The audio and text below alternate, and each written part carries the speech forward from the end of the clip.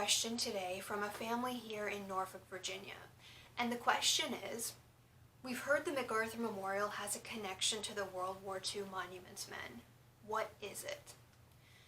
Well, we do have some items here in the MacArthur archives that relate to the work of the Monuments Men in World War II and then in the occupations that followed.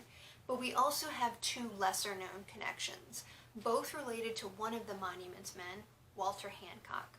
Now, Hancock was an educator and a sculptor in his 40s when America entered the war in 1941.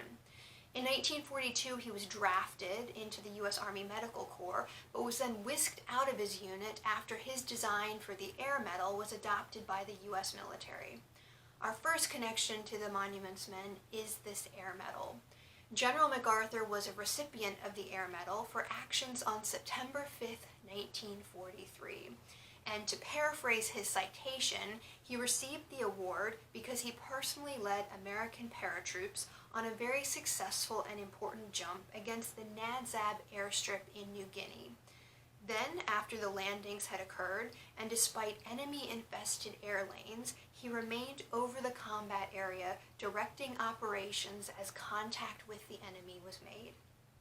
Back to Hancock now, and the second Monuments Men connection.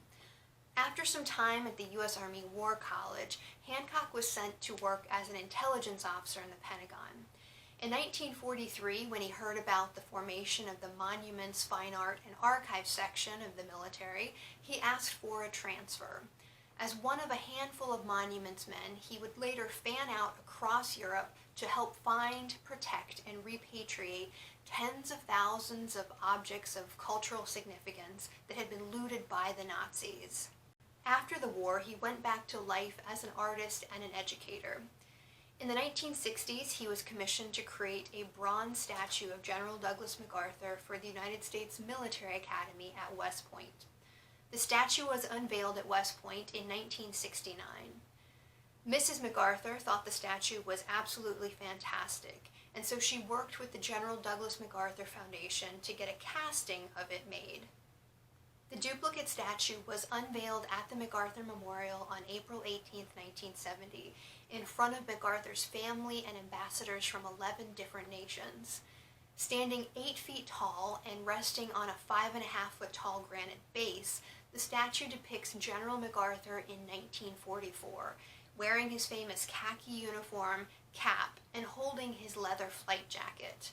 At the base is Walter Hancock's signature. The Air Medal and this statue are two MacArthur Memorial connections to the Monuments Men. Down at Allied bases south of New Guinea's Owen Stanley Mountains, another army of men and planes prepared for the first Allied paratroop drop in the Pacific.